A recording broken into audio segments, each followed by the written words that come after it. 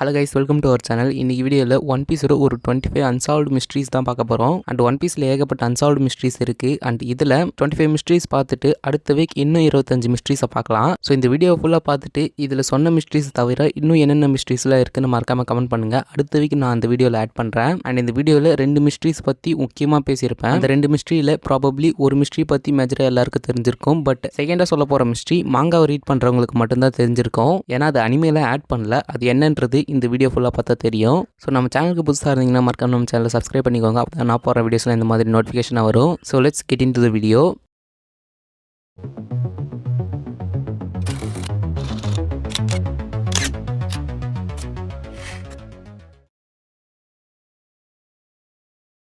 So first mystery One Piece. And இந்த One பீஸ்ன்றது ஸ்டார்டிங்லேருந்தே ஒரு மிஸ்ட்ரியாகவே இருக்குது. அது என்னன்னு கூட இப்போ வரைக்கும் யாருக்குமே தெரியாது. ஒன் பீஸ்ன்றது ஸ்டார்டிங்கில் ராஜர் விட்டுட்டு போன ஒரு பெரிய ட்ரெஷர் அப்படின்றது தான் கன்வே பண்ணிகிட்டே இருந்தாங்க. பட் அதுக்கப்புறமா ஸ்டோரியில் அது ராஜரோட ட்ரெஷர்ன்றதை தாண்டி அந்த ஒன் பீஸ் தான் இந்த வேர்ல்டையே சேஞ்ச் பண்ண போகுது அப்படின்ற மாதிரி போர்ட்ரே பண்ணிகிட்டே இருக்காங்க. அண்ட் வெகாபங் இந்த ஒன் பீஸை பற்றி சொல்லியிருப்பார் ரீசெண்டாக. அவர் என்ன சொல்லியிருப்பாருன்னா, இந்த ஒன் பீஸை யார் ஃபஸ்ட் அட்டைன் பண்ணுறாங்களோ அவங்க கையில் தான் இந்த வேர்ல்டுடைய ஃபேட் இருக்குது அப்படின்ற மாதிரி அவர் சொல்லியிருப்பாரு. அதே மாதிரி அந்த ஒன் பீஸை ரீச் பண்ணது நம்ம ராஜர் மட்டும்தான். ராஜர் அந்த ஒன் பீஸை பார்த்துட்டு சிரிச்சிருப்பாரு. ஆக்சுவலாக அவர் எதுக்கு தான் அங்கே சிரிச்சிருக்கணும்னு தெரியல. அண்ட் அதே மாதிரி என்ன தான் பார்த்துருப்பாருன்னு தெரியல. ஏன்னா அந்த ஒன் பீஸ் அட்டைன் பண்ணுறவங்க கிட்ட தான் இந்த வேர்ல்டுடைய ஃபேட்டே இருக்குது அப்படின்னு நம்ம வெகாபங் சொல்லியிருப்பார். பட் அப்படி இருந்து நம்ம ராஜர் அந்த ஒன் பீஸை பார்த்து எதுக்கு சிரிச்சிருக்கணும்? ஸோ அது ஒரு பெரிய குழப்பத்தை ஏற்படுத்துது. அண்ட் ஒரு 1000 சாப்டர் கழிச்சியுமே அதை பற்றி நமக்கு இன்னும் தெரிய வரல. அண்ட் இதை பற்றின ஒரு தியரி இருக்குது. என்னன்னா, இந்த ஒன் பீஸ்ன்றது எமரால்ட் சிட்டி அப்படின்ற மாதிரி சொல்கிறாங்க. இந்த எமரால்ட் சிட்டி பேரை எங்கே கேட்டிருப்போம்னா, நம்ம ஸ்கைபி ஆர்க்கில் தான் இதை பற்றி தெரிஞ்சிருப்போம். அங்கே இந்த பெல்லமி கேரக்டர் இந்த கோல்டன் சிட்டியும் அண்ட் இந்த எமரால்ட் சிட்டியும் உண்மை இல்லை அப்படின்ற மாதிரி சொல்லியிருப்பாரு. அதுக்கப்புறமா நம்ம ஸ்ட்ரா ஹேட்ஸ் கோல்டன் சிட்டியை ஃபைண்ட் பண்ணியிருப்பாங்க. அப்படி இருக்கிறப்ப எமரால்ட் சிட்டியும் இந்த ஒன் பீஸ் வேர்ல்டில் இருக்கணும் இல்லையா? ஸோ அது ஒன் பீஸாக இருக்கலாம் அப்படின்ற மாதிரி நிறைய தியரிஸ் போயிட்டு இருக்கு. அண்ட் இந்த எமரால்டு இருக்கு இல்லையா, இது ரொம்ப காஸ்ட்லின்னு சொல்லப்படுது. அதே டைமில் இந்த எமரால்ட் சிட்டி பற்றியும் நீங்கள் மறந்துருப்பீங்க. அண்ட் அதுவும் ஒரு வகையில் மிஸ்ட்ரியாகவே தான் இருக்கு. ஸோ இந்த ஒன் பீஸ்ன்றது இப்போ வரைக்கும் நமக்கு என்னன்னு தெரியல. ஒன்ஸ் ஒன் பீஸை ரீச் பண்ணால் மட்டும்தான் நமக்கு என்னன்னு தெரியும் போல. ஸோ உங்களுக்கு இந்த ஒன் பீஸ் பற்றி என்னன்னு தெரிஞ்சதுன்னா அதை பற்றி மறக்காம கமெண்ட் பண்ணுங்க. இந்த ஒன் பீஸ் பற்றி நமக்கு எதுவும் ஐடியா தெரியல. பட் இந்த லாஃப்டேல் பற்றி ஒரு சில இன்ஃபர்மேஷன் கொடுத்துருக்காங்க. அண்ட் முக்கியமாக இந்த லாஃப்டேலை நெருங்க 4 ஃபோனோகிராஃப் தேவைப்படுது. அதில் ஒன்று மட்டும் இப்போ மிஸ் ஆகுது. அண்ட் இந்த லாஃப்டேலுடைய ஒரிஜினல் நேம் ராப்டேல். இது இந்த சீரீஸில் லேட்டராக மாறி இருக்கும். அண்ட் அதுக்கான ரீசன் நம்ம ராஜர் தான். பிகாஸ் ராஜர் அந்த ராப்டேலை ரீச் பண்ணி அங்கே இருக்கிற ஒன் பீஸை பார்த்து சிரிச்சதுனால அந்த ஒரு ஐலாண்டுக்கு லாஃப்டேல் அப்படின்ற மாதிரி நேம் பண்ணியிருக்காங்க. ஒரிஜினலாகவே இந்த ராப்டேல் அப்படின்ற நேம் ஆல்ரெடி இந்த ஐலாண்டுக்கு இருந்துச்சு அப்படின்ற ஒரு டவுட்டும் இருக்கு. அப்படி இல்லைனா ப்ராபப்ளி நம்ம ராஜர் கூட அந்த ஐலாண்டுக்கு ஒரு நேம் வச்சிருக்கலாம். அதே டைம்ல அந்த லாஃப்டேல நெருங்குறது ரொம்ப கஷ்டம். பிகாஸ் அந்த லாஃப்டேலுடைய கிளிம்ஸை காமிக்கும் போது அதை சுற்றி ஸ்ட்ராம் ப்ரொடெக்ட் பண்ணிட்டு இருக்கிற மாதிரி காமிச்சிருப்பாங்க. ஸ்ட்ராம் அதிகமாக இருக்கிறதுனால ஷிப் அங்கே ரீச் பண்ணுறது ரொம்ப கஷ்டம். அதே டைம்ல அந்த ஐலாண்டுக்கு டிஃப்ரெண்ட் லாஸ் இருக்கும் அப்படின்ற மாதிரி சொல்றாங்க. லைக் டைம் அந்த இடத்துல கொஞ்சம் டிஃப்ரெண்ட்டாக இருக்கலாம்னு சொல்றாங்க. அதே மாதிரி கிராவிட்டி, இந்த மாதிரி நிறைய டைப்ஸ் ஆஃப் லா வந்து அந்த இடத்துல கொஞ்சம் டிஃப்ரெண்ட்டாக இருக்கலாம் அப்படின்ற மாதிரியும் சொல்றாங்க.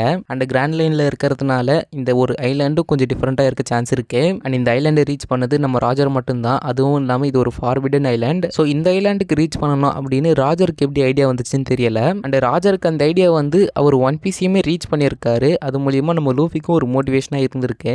ஆக்சுவலாக ராஜருக்கு எப்படி இந்த ஐடியா வந்துச்சு அப்படின்றது எனக்கு ஒன் பீஸ் ஸ்டார்டிங்லேருந்து ஒரு பெரிய கேள்வியாக இருக்கு. அண்ட் உங்களுக்கு இதை பற்றி ஏதாவது தெரிஞ்சால் கமெண்ட் பண்ணுங்க. அண்ட் லாஃப்டேல ரீச் பண்ண நம்ம ஸ்ட்ரா ஹேட்ஸுக்கு இன்னும் ஒரே ஒரு ஃபோன் தான் தேவைப்படுது. பட் அது எப்போ கிடைக்கும்னு தெரியல. அண்ட் அதே டைமில் இப்போ நம்ம லூஃபி இமூ ஃபேஸ் பண்ண போகிறாங்க. ஸோ அந்த ஃபேஸ் ஆஃப் எப்படி இருக்க போதுன்னு தெரியல. நம்ம வெயிட் பண்ணி தான் பார்க்கணும். இந்த வாய்ட் செஞ்சுரி அப்படின்றது ஒரு தனிப்பட்ட ஸ்பின் ஆஃபே கொடுக்கலான்னு நினைக்கிறேன். அந்த அளவுக்கு ஒரு பெரிய ஸ்டோரி, ஒரு 100 இயர்ஸ் ஸ்டோரி. அது ஒன் பீஸ் எண்ட் ஆனதுக்கு அப்புறமா கொஞ்சம் எக்ஸ்பேண்ட் பண்ணி ஒரு ஸ்பின் ஆஃபாக கொடுத்தா நல்லா இருக்கும். இந்த வாய்ட் செஞ்சுரியை டோட்டலாக வேர்ல்டு கவர்மெண்ட் எரேஸ் பண்ணியிருக்காங்க. பட் இந்த வாய்ட் செஞ்சுரியோட மேஜர் சம்மரி நமக்கு தெரியும். அண்ட் இந்த வாய்ட் செஞ்சுரியில் 2 பேருக்கு வார் நடந்திருக்கு. அதில் ஒருத்தர் ஜாய் பாய். அதே மாதிரி ஜாய் பாய்க்கு ஆப்போசிட்டாக ஒரு 20 கிங்டம்ஸ் ஃபைட் பண்ணியிருக்காங்க. அதை லீட் பண்ணது ப்ராபப்ளி இமுவாக இருக்கலாம். ஸோ இந்த வாய்ட் செஞ்சுரி பற்றி எனக்கு ஒரு கதை இருக்குது. அதை பற்றி நான் நாளைக்கு ஒரு வீடியோவில் வந்து டிஸ்கஸ் பண்ணுறேன். அண்ட் யோசிச்சு பாருங்க, நம்ம ஜாய் பாய் பக்கம் 3 ஏன்ஷியன்ட் வெப்பன்ஸ் இருந்திருக்கு. அண்ட் அவர் இருந்த ஏன்ஷியன்ட் கிங்டம் ஒரு அட்வான்ஸ்டு ஏன்ஷியன்ட் கிங்டம் அப்படின்ற மாதிரி வெகாபங் ரிவீல் பண்ணியிருப்பாரு. அப்படி இருக்கிறப்ப அந்த 20 கிங்டம்ஸ் எப்படி நம்ம ஜாய் பாயை டிஃபீட் பண்ணியிருப்பாங்க அப்படின்ற ஒரு கேள்வி இருக்குதா செய்யுது. அண்ட் இந்த இன்சிடென்ட் மூலியமாக தான் ஃபோனோகிராஃப்லாம் ஸ்கேட்டர் ஆகியிருக்கு. அதே டைம்ல நம்ம ராஜர் இந்த ஒன் பீஸை ஃபைண்ட் பண்ணதுக்கு அப்புறமா வேர்ல்டு கவர்மெண்ட் மொத்த ஹிஸ்டரி எரேஸ் பண்ணணும் அப்படின்ற ஒரு முடிவை எடுத்திருப்பாங்க. அதுலயும் முக்கியமா ஒஹாராக்கு ஒரு பஸ்டர் கால் கொடுத்திருப்பாங்க. இந்த ஒஹாரால தான் ஆர்கியாலஜிஸ்ட் எல்லாருமே இருப்பாங்க. மெயினா ஃபோனோகிராஃப்ஸை ரீட் பண்ணுறவங்க மேஜராக இங்கே தான் இருந்திருப்பாங்க. அவங்களையும் டோட்டலாக எலிமினேட் பண்ணியிருப்பாங்க. அதில் ஒரே ஒருத்தவங்க மட்டும்தான் எஸ்கேப் ஆகியிருப்பாங்க. அவங்க தான் இப்போ நம்ம ஸ்ட்ரா வாட்சில் ராபினாக இருக்காங்க. ஸோ இந்த வேர்ல்டு கவர்மெண்ட் அந்த ஹிஸ்ட்ரி தெரிஞ்சிடக்கூடாது அப்படின்னு இந்த லெவலுக்கு போகிறாங்கன்னா அப்போ அந்த வாய்ட் செஞ்சுரியில் ஏதோ ஒன்று பெருசாக நடந்திருக்கணும் இல்லையா? அது என்னன்றது இப்போ வரைக்கும் நமக்கு தெரியாது. பட் அதை பற்றி கூடிய சீக்கிரம் ரிவீல் பண்ணுவாங்கன்னு நினைக்கிறேன். ஏன்னா எக்கே டார்க்கில் மெகாபங்க் வாய்ட் செஞ்சுரி பற்றின கொஞ்சமாக எக்ஸ்பிளைன் பண்ணியிருப்பாரு. அண்ட் அதே மாதிரி ஜாய் பாய் தான் ஃபர்ஸ்ட் பைரட் அப்படின்ற மாதிரி ரிவீல் பண்ணியிருப்பாரு. ஸோ எக்கே டார்க்கில் கொஞ்சம் கொஞ்சமாக ரிவீல் பண்ண மாதிரி இப்போ எல்பாஃப்லேயும் நிறைய ரிவீல் பண்ணுவாங்க. ஸோ அதை நம்ம வெயிட் பண்ணி பார்க்கலாம். ஸோ உங்களுக்கு வாய்ட் செஞ்சுரி பற்றின தியரி இருந்துச்சுன்னா மறக்காம கமெண்ட் பண்ணுங்கள்.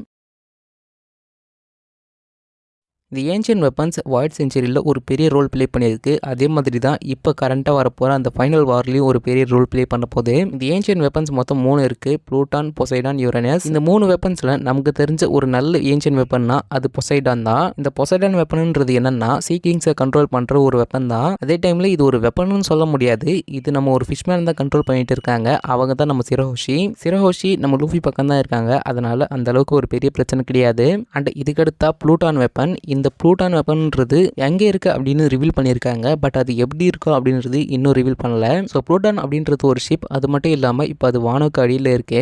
அண்ட் நெக்ஸ்ட்டாக யுரேனஸ் இந்த ஒரு வெப்பனை பற்றி எதுவுமே ரிவீல் பண்ணல. பட் இந்த ஒரு வெப்பன் ஸ்கை ரிலேட்டடான ஒரு வெப்பனாக இருக்கலாம் அப்படின்ற மாதிரி சொல்கிறாங்க. ப்ராபப்ளி அந்த மதர் ஃப்ளேம் வெப்பன் கூட அந்த யுரேனஸாக இருக்கலாம். அப்படி இல்லைன்னா அது ஸ்கை ரிலேட்டடாக இருந்ததுன்னா நம்ம லில்லி தான் அந்த யுரேனஸ் வெப்பனை கண்ட்ரோல் பண்ணுறவங்களா இருக்கணும். இது ஒரு தியரி தான். என்னன்னா அல்பஸ்டா ஆர்க்கோட எண்ட் அப்போ நிறைய பேர் ஃபைட் பண்ணிட்டே இருப்பாங்க. அந்த இடத்துல நம்ம விவி இருப்பாங்க இல்லையா, அவங்க கத்தி இந்த ஃபைட்டை ஸ்டாப் பண்ணுங்க அப்படின்னு சொல்றப்ப அந்த இடத்துல மழை வரும். ஸோ அது ப்ராபப்ளி யுரேனஸ் வெப்பனா இருக்கலாம். பட் இப்போ வரைக்கும் அது எங்க இருக்கு, அது என்னன்னு கூட ரிவீல் பண்ணல. கூடிய சீக்கிரம் அதை பத்தி ரிவீல் பண்ணுவாங்கன்னு நினைக்கிறேன். அதே டைம்ல கூடிய சீக்கிரம் நம்ம ஃபைனல் வார பார்க்க போறோம். அந்த ஃபைனல் வாரில் இந்த ப்ளூட்டான் அண்ட் பொசைடன் ஒரு ரோல் ப்ளே பண்ணணும்னா கண்டிப்பா அந்த வார் வாட்டர்ல தான் நடக்கணும். ஐ மீன் சீல தான் இந்த ஃபைனல் வார் நடக்கணும். அப்பதான் இந்த 2 வெப்பன்ஸாலையும் ஒரு பெரிய ரோல் ப்ளே பண்ண முடியும். ஸோ உங்களுக்கு இதை பத்தின ஏதாவது தாட்ஸ் இருக்கான்னு கமெண்ட் பண்ணுங்க. ஆல் ப்ளூ அப்படின்றது சாஞ்சியோட ஒரு பெரிய ட்ரீம். அந்த இடத்துல எல்லா டைப்பான ஃபிஷ்ஷை பார்க்க முடியும். அண்ட் இந்த ஆல் ப்ளூ அப்படின்றது 4 ஓஷன் மீட் பண்ணுற ஒரு இடத்த தான் ஆல் ப்ளூ அப்படின்ற மாதிரி சொல்கிறாங்க. பட் இப்போ வரைக்கும் இதை பற்றின தியரி என்னன்னா இந்த 4 ஓஷன் மீட் பண்ணணும்னா கண்டிப்பாக இந்த ரெட் லைனை டெஸ்ட்ராய் பண்ணணும் அப்படின்ற மாதிரி சொல்கிறாங்க. அண்ட் இந்த தியரி எல்லாரும் நம்ம படுற ஒரு தியரியாக இருக்கு.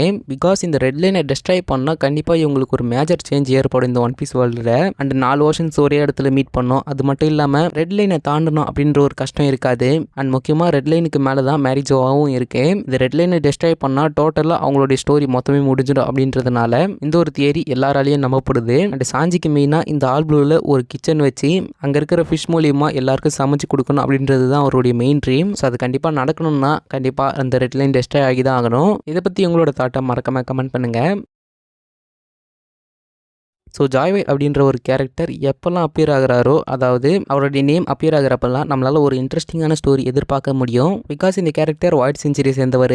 அண்ட் அது மட்டும் இல்லாமல் ரொம்ப பவர்ஃபுல்லும் கொடுங்க. பிகாஸ் நம்ம எக்கே டார்க்கில் பார்த்துருப்போம், எமத் ரோபோட் ஒரு நாட்டை தான் ரிலீஸ் பண்ணியிருக்கோம். அதிலிருந்து huge amount of hockey release ஆகியிருக்கும். அண்ட் அந்த ஹாக்கியை நம்ம ஈமூ சென்ஸ் பண்ணி ஒரு அன்ஸ்டேபிளான நிலைமைக்கு போயிருப்பாங்க. அது மட்டும் இல்லாமல் அங்கிருந்த 5 எல்டர்ஸ் மறுபடியும் மேரிஜோவாக்கே ரிட்டர்ன் ஆகியிருப்பாங்க இந்த ஹாக்கி மூலியமா. அது மட்டும் இல்லாமல் ஜாய்பாய் எப்படி அந்த நாட்டுக்குள்ள அவ்வளோ பெரிய ஹாக்கி சேவ் பண்ணார் அப்படின்ற ஒரு கேள்வி இருக்கதா செய்யுது. அண்ட் இந்த கேரக்டரும் எல்பஃப் சேர்ந்தவராக தான் இருப்பார் அப்படின்ற மாதிரி சொல்லப்படுது. அப்படி இல்லைனா பக்கினட் கிளானில் ஒருத்தராகவும் இருக்க வாய்ப்பு இருக்கு. பிகாஸ் ஜாய்பாய் பக்கினட் கிளானாக இருக்கிற ஒரு ரீசன்னால தான் இந்த செலஸ்டியல் டிராகன்ஸ் பக்கினட் கிளானை ஸ்லேவ்ஸாக நடத்துகிறாங்க. இதை பற்றி உங்களோட தாட்டை மறக்காமல் கமெண்ட் பண்ணுங்கள். ஈமு கேரக்டரும் நம்ம ஜாய்பாய் கேரக்டர் மாதிரி தான். பட் ஜாய்பாய் பற்றி ரிவீல் பண்ண அளவுக்கு ஈமோவை பற்றி ரிவீல் பண்ணலை. ஏன்னா ஜாய்பாயுடைய ஹாக்கி பவரை பார்த்துட்டோம். பட் இப்போ வரைக்கும் ஈமோட ஒரிஜினல் பவர் என்னன்னு தெரியல. அவங்களோட பவர்ஸை இப்போ கொஞ்சம் கொஞ்சமாக எல்பஃபில் ரிவீல் பண்ணிகிட்டே இருக்காங்க. எனக்கு தெரிஞ்சு அவங்க டார்க் மேஜிக்கை தான் யூஸ் பண்ணுறாங்கன்னு நினைக்கிறேன். அண்ட் அது மட்டும் இல்லாமல் இப்போ வரைக்கும் அவங்களுடைய லுக் எப்படி இருக்குன்னு கூட தெரியாது. ஈவன் ஈமோ மேலா ஃபீமேலான்னு கூட தெரியாது. ஆனால் ஜாய்பாய் நமக்கு மேல் கேரக்டர் அப்படின்றது நல்லாவே தெரியும். பட் அந்த சிம்பிள் இன்ஃபர்மேஷன் கூட இப்போ வரைக்கும் ரிவீல் பண்ணலன்னா கண்டிப்பாக ஈமோவை பற்றி ஒரு பெரிய ஸ்டோரி தான் சொல்ல போகிறாங்க நம்ம தெரிஞ்சுக்கணும். அவங்களுடைய ஃபுல் நேம் என்னன்னு தெரியாது, அவங்களுடைய லுக் எப்படி இருக்குன்னு தெரியாது, அவங்க மேலா ஃபீமேலான்னு தெரியாது, அவங்களோட ஃபுல் பவர் என்னன்னு கூட தெரியாது. ஸோ இதெல்லாம் எப்போ ரிவீல் பண்ணுவாங்கன்னு நம்ம வெயிட் பண்ணி தான் பார்க்கணும்.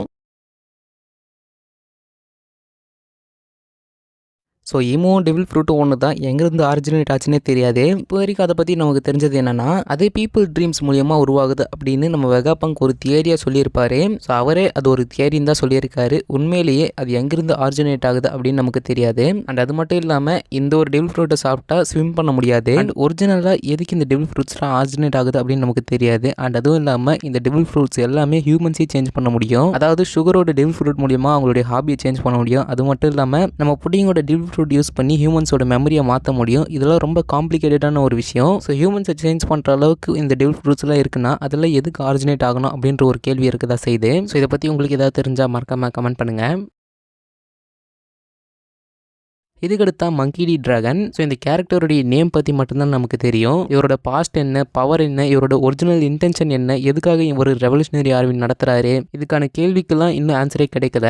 நமக்கு இவரை பற்றி தெரிஞ்சது என்னன்னா, இவர் தான் லூஃபியோட ஃபாதர். அது மட்டும் இல்லாமல் கார்ப்போட சன். அண்ட் அது மட்டும் இல்லாமல் ரெவல்யூஷனரி ஆர்மியோடைய லீடர். அண்ட் ரெவல்யூஷனரி ஆர்மியை ஸ்டார்ட் பண்ணுறதுக்கு முன்னாடி இவர் மெரைனில் இருந்திருக்காரு. பட் அதுக்கப்புறமா அங்கே ஏதோ ஒரு இன்சிடென்ட் நடந்து தான் இவர் ரெவல்யூஷனரி ஆர்மியை ஸ்டார்ட் பண்ணியிருக்காரு. ப்ராபப்ளி இவரோட ஒய்ஃப்க்கும் கின்னிக்கு நடந்த மாதிரி ஏதாவது ஒரு இன்சிடென்ட் நடந்திருக்கலாம். அதனால நம்ம டிராகன் இந்த வேர்ல்டு கவர்மெண்ட்டை அப்போஸ் பண்ணுறாங்கன்னு நினைக்கிறேன். அப்படி இல்லைனா டிராகனுடைய ஒய்ஃப் வந்து ஒஹாரா ஸ்காலராக இருந்திருக்கலாம். ஸோ ஒஹாரா ஸ்காலராக இருக்கிறதுனால இந்த வேர்ல்டு கவர்மெண்ட் அவங்கள கில் பண்ணியிருக்கலாம். ஸோ நமக்கு ட்ரூத் என்னன்னு தெரியாது. பட் அவர் மெரைனில் இருக்கிறப்போ ஏதோ ஒரு பெரிய இன்சிடென்ட் நடந்திருக்கு அவருக்கு. அதனால தான் அவர் வேர்ல்டு கவர்மெண்ட் அப்போஸ் பண்ணுறாரு. அண்ட் அது மட்டும் இல்லாமல் அவரோட ஃபேஸில் இருக்கிற டேட்டூ எதை மீன் பண்ணுதுன்னு நமக்கு தெரியல. இவரை பற்றி என்ன ரிவீல் பண்ணுறாங்கன்னு நம்ம வெயிட் பண்ணி பார்க்கலாம்.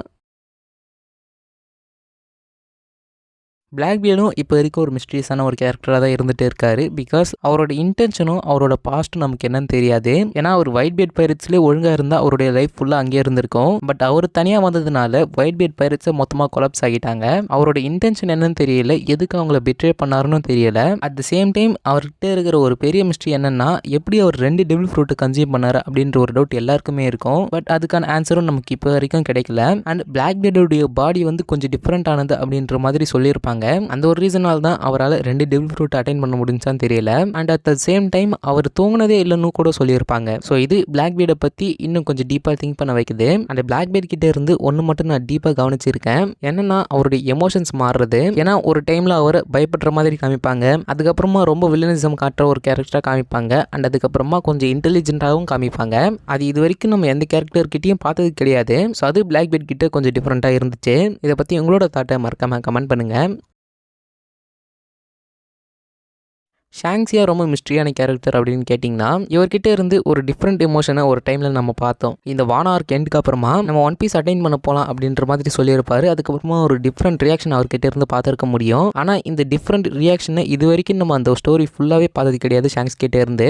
அதுவும் இல்லாமல் இந்த ஒன் பீஸ் அட்டைன் பண்ண போகலான்றது லூஃபியோட டெவில் ஃப்ரூட் அவேக்கன் ஆனதுக்கப்புறமா தான் அவர் சொல்லியிருப்பாரு. ஆக்சுவலாக ஒன் பீஸை பற்றி ஷாங்ஸுக்கு ஏதோ ஒன்று தெரிஞ்சிருக்கு. அது மட்டும் இல்லாமல் இவர் உண்மையிலேயே ஹீரோ கேரக்டரா அப்படி இல்லைனா வில்லன் கேரக்டரா நமக்கு தெரியாது. பட் நமக்கு இந்த கேரக்டர் இப்படி இருந்தால் தான் நல்லா இருக்கும். அப்படி ஒரு வேளை அவர் வில்லனா மாறினா அவரோட கிரூமேட்ஸ் எல்லாம் அவர் கூட சேர்ந்து வில்லன் ரோல் ப்ளே பண்ணுவாங்களா அப்படின்றது கொஞ்சம் டவுட்டாக தான் இருக்கு. ஸோ அதுதான் ஷாங்ஸ் கிட்ட கொஞ்சம் மிஸ்ட்ரியாக இருக்கு. அதுவும் இல்லாமல் ரீசெண்டாக ஷாங்ஸ் கார்லிங்குடைய பையன் அப்படின்ற மாதிரி ரிவீல் பண்ணியிருப்பாங்க. பட் கார்லிங்க்கும் ஷாங்ஸ் அண்ட் ஷாம்ராக்கும் சம்மந்தமே கிடையாது. ஏன்னா ஷாங்ஸ் அண்ட் ஷாம்ராக் ட்வின்ஸ். ஆனால் கார்லிங் அவங்க கூட கம்பேர் பண்ணுறப்போ ரொம்ப டிஃப்ரெண்ட்டாக இருக்காரு. ஸோ இவங்களை பற்றி என்ன ரிவீல் பண்ண போகிறாங்க அப்படின்றத நம்ம வெயிட் பண்ணி தான் பார்க்கணும். அண்ட் இந்த கேரக்டர்ஸை பற்றி ஏதாவது ஒரு தியரி இருந்துச்சுன்னா மறக்காம கமெண்ட் பண்ணுங்கள். எல்பாஃபியா மிஸ்ட்ரியாக இருக்குன்னா ஃபஸ்ட்டு அந்த நேமை சேஞ்ச் பண்ணது. ஏன்னா எல்பாஃபார்க் ஆரம்பிக்கிறதுக்கு முன்னாடி வரைக்குமே ELBAF மட்டும்தான் இருந்தது. பட் ஒன்ஸ் அது ஸ்டார்ட் ஆனதுக்கப்புறமா ELBAPHன்னு மாற்றிட்டாங்க. ஸோ அதை ஏன் சடனாக சேஞ்ச் பண்ணாங்கன்னு தெரியல. அண்ட் இந்த ஒரு ஆர்க் ஆரம்பிச்சதுக்கு அப்புறமா லூயிஸ் அர்னாட்டுடைய ஒரு கோட் ஒன்று அப்பியர் ஆகியிருக்கும். Don't linger there for too long. அதாவது எல்பாவில் லாங்காக ஸ்டே பண்ணக்கூடாது அப்படின்றது தான் அவர் மீன் பண்ணுறாரு. ஸோ அது எதுக்கு சடனாக கொண்டு வரணும் அப்படின்றது ஒரு கேள்விக்குறியாக இருக்குது. அண்ட் அது மட்டும் இல்லாமல் இந்த தேர்ட் வேர்ல்டில் என்ன இருக்குது அப்படின்றது கொஞ்சம் டவுட்டாக தான் இருக்குது. நம்ம அண்டர் வேர்ல்டையும் சன் வேர்ல்டையும் பார்த்துட்டோம். இப்போ அந்த ஹெவன் வேர்ல்டில் என்ன இருக்குது அப்படின்ற ஒரு கியூரியாசிட்டி இருக்க தான் செய்யுது. ஸோ அதை ரெண்டுத்தையும் ரிவீல் பண்ணிவிட்டு ஹெவன் வேர்ல்டு ரிவீல் பண்ணாமல் வச்சிருக்காங்கன்னா இதே ஒரு இன்ட்ரெஸ்டிங்கான ஸ்டோரி நடக்க போகுதுன்னு நினைக்கிறேன். அண்ட் லாஸ்ட்டாக இந்த எல்பாஃபில் ஒரு பெரிய முறையில் காமிச்சிருப்பாங்க. அந்த முறையில் காமிச்சு அதை எக்ஸ்பிளைன் பண்ணுறதுக்கு ஒரு 1000 சாப்டர்ஸ் வேணுன்ற மாதிரி இருந்தது. அந்த அளவுக்கு அதில் நிறைய ஸ்டோரிஸும் டீட்டெயில்ஸும் இருந்தது. ஆக்சுவலாக அது எதுக்கு தான் அந்த இடத்துல இருந்துச்சு அப்படின்ற ஒரு பெரிய கேள்வியும் இருக்குது. ஸோ அதை பற்றி மறக்காமல் கமெண்ட் பண்ணுங்கள். அண்ட் இதெல்லாம் பற்றி நம்ம இப்போவே தெரிஞ்சுக்க முடியும் கொஞ்சம் ஃபாஸ்ட்டாக. ஏன்னா இப்போ நம்ம எல்பாஃபார்க்கில் இருக்கிறதுனால கண்டிப்பாக அதை பற்றிலாம் ரிவீல் பண்ணுவாங்கன்னு நினைக்கிறேன்.